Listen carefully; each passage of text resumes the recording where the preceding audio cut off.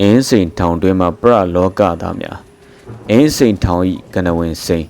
စာရေးသူဇော်သက်ထွေးအပိုင်း1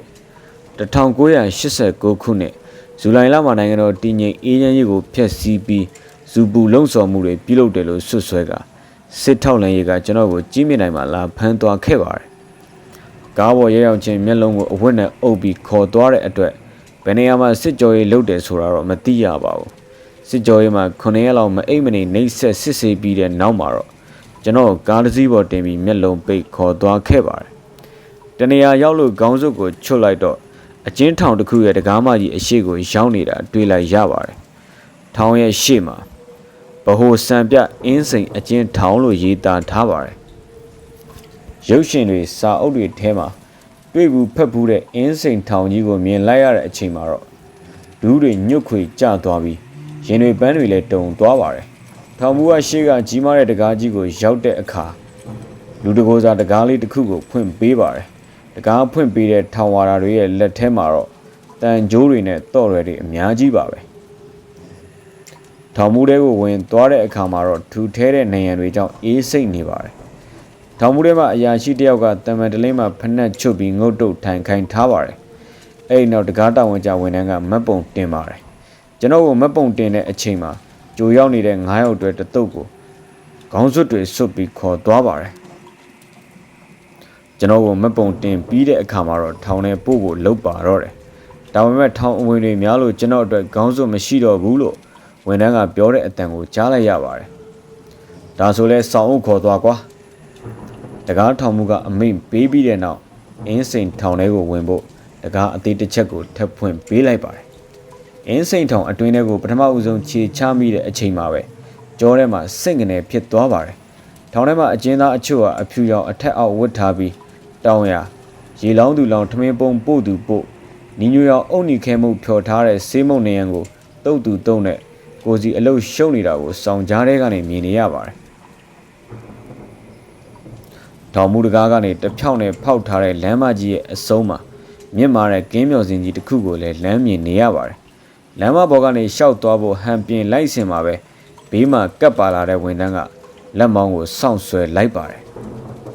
ဒီမင်းဂျီလန်ကမင်းတို့လိုအကျဉ်းသားတွေရှောက်ဖို့မဟုတ်ဘူးကွာ။ထောင်ဝလူကြီးတွေရှောက်ဖို့လှုပ်ထားတာနောက်ကိုမြဲမြဲမှတ်ထားသူ့စကားစုံစုံချင်းလမ်းဘေးကိုဆင်းလျှောက်ရပါတယ်။ကိုလိုပဲအကျဉ်းသားတွေကမင်းဂျီလန်မရဲ့ဟိုဖက်ဒီဖက်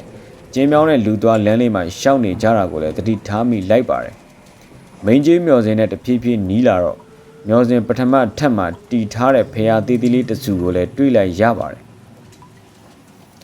လမ်းရဲ့ညာဘက်မှာနှစ်ထပ်ဆောက်လုပ်ထားတဲ့ဆေးရုံကိုလည်းတွေ့လိုက်ရပါတယ်။မင်းကြီးမျော်စင်အနားကိုရောက်လာတော့မျက်နှာချင်းဆိုင်မှာရှိတဲ့ရုံးခန်းတစ်ခုတည်းကိုဝင်လိုက်ရပါတယ်။ဒီရုံးခန်းထဲမှာတော့ပခုံးမှာအပွင့်3ပွင့်တင်ထားတဲ့ထောင်ပိုင်လေးဆိုတဲ့အရာရှိတယောက်ကရုံးထိုင်နေပါတယ်။လိုက်ပို့တဲ့ဒုတက်ကြကထောင်ပိုင်လေးကိုသတင်းပို့ပြီးတဲ့နောက်အကျဉ်းသားစင်းရင်မှာထပ်ပြီးဖြစ်ဆွရပြန်ပါတယ်။နိုင်ငံတော်စုပူပေါင်းနိုင်ငံတော်စုပူလုံးစော်အောင်ကြံရွယ်လို့ပုံမှန်9ညနဲ့ဆွဆွဲထားတာကိုဖက်ရှုပြီးထောင်ပိုင်လေးကဘေးကထောင်မှုကိုလမ်းပြီးအမိန့်ပေးလိုက်ပါတယ်။ဒီကောက်ကိုတိုက်ထဲပို့လိုက်ကွာ။9တိုက်ကော6တိုက်ကောចောင်းသားတွေနဲ့ပြည့်နေပြီဆရာ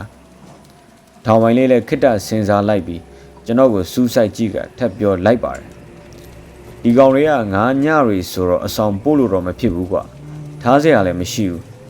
။ကျိုးတိုက်တဲ့ထဲ့လိုက်လို့ထောင်မှုကြီးကိုပြောလိုက်။ထောင်ပိုင်လေးစကားစုံစုံချင်းနရင်ပရင်တွေထူပူပြီးစပင်တွေထောင်သွားလောက်အောင်စိုးရင်သွားပါတယ်။နိုင်ငံရေးပုံမှန်နဲ့အင်းစိန်ထောင်ကိုရောက်လာပေမဲ့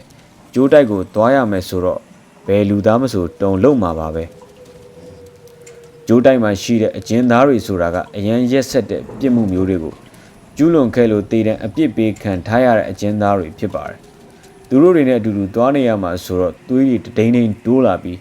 ခြေလမ်းတွေတောင်မမှန်ကျင်တော့ပါဘူး။ဘူဝါကနေခေါ်လာတဲ့ဒုတက်ချက်ကကျွန်တော်ကိုစောင်းမအုပ်တော့ပဲမင်းကြီးမျော်စင်ရဲ့ဘယ်ဖက်မှာရှိတဲ့တကားပေါက်တစ်ပေါက်စီကိုခေါ်သွားပြန်ပါတယ်။တကားကိုနီညိုအောင်သင်္ဘောစီတုတ်ထားပြီးနေရန်ကိုတော့ဖြူဖွေးနေတဲ့ထုံးတွေကိုခတ်ထူထူတုတ်ထားပါတယ်။အနီအောင်တကားကိုခောက်လိုက်တဲ့အခါမှာတော့တိုက်အတွင်းထဲကနေအကျဉ်းသားတယောက်ကအချောင်းကြီးပေါက်ကနေကြည့်ပြီးဖွင့်ပေးလိုက်ပါတယ်။ ဆရာခင်ဝင်းတို့ကတော့လှုပ်ချလိုက်ပြန်ပြီလူတွေကြက်နေပါတယ်ဆိုမှနေ့တိုင်းဧည့်သည်တွေခေါ်လာတယ်အဆောင်တော့မပို့မင်းဘာအမိန်ပေးလိုက်တာဟဲ့အိတ်ဆရာမရှိရင်ကြိုးတိုက်တဲ့ထဲ့ထားလို့မာလိုက်တယ်သူစကားဆုံးတော့အဲ့ဒီအကျဉ်းသားကရီမောနေပါတယ်ကျွန်တော်ကတော့မရင်နိုင်ပဲလက်တွေချွေးစေးပြန်နေပါတယ်ကျွန်တော်ကိုဗန္နာပင်ကြီးအောက်မှာရှိတဲ့တိုက်ခန်းရုံးကိုထက်ခေါ်သွားပါတယ်ရုံးခန်းထဲမှာပခုံးမှာအပွင့်နှစ်ပွင့်တင်ထားတဲ့တိုက်တာဝန်ခံထောင်မှုကြီးကရုံးထိုင်နေပါတယ်ကျွန်တော်လိုက်ပို့တဲ့ဝန်ထမ်းကထောင်မှုကြီးရဲ့ဇပွဲရှိကိုပို့လိုက်ပါတယ်ထောင်မှုကြီးကမျက်မှန်ကိုကြော်ပြီးကျွန်တော်ကိုလမ်းကြည့်ပါတယ်ပြီးတော့သူ့တပည့်တက်ချက်ကိုလမ်းပြောပါတယ်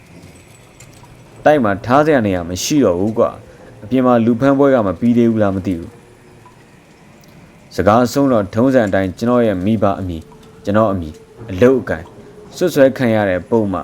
စားရတွေကိုရေးသွင်းမှတ်တမ်းတင်နေပါတယ်ပြီးတော့ကျွန်တော်ကိုလမ်းကြည့်ပြီးအမိန်ပေးလိုက်တယ်မင်းတို့လောလောဆယ်ထောင်ပိုင်လေးပြောသလိုကြိုးတိုက်သေးပဲပို့ထားရမှာပဲအဲ့ဒီမှာဘလို့နေရမယ်ဘလို့ထိုင်ရမယ်ဆိုတာကိုတိုက်တန်းစည်းကလာတင်ပေးလိုက်မယ်ကဲဒီကောင်ခေါ်သွားလိုက်တော့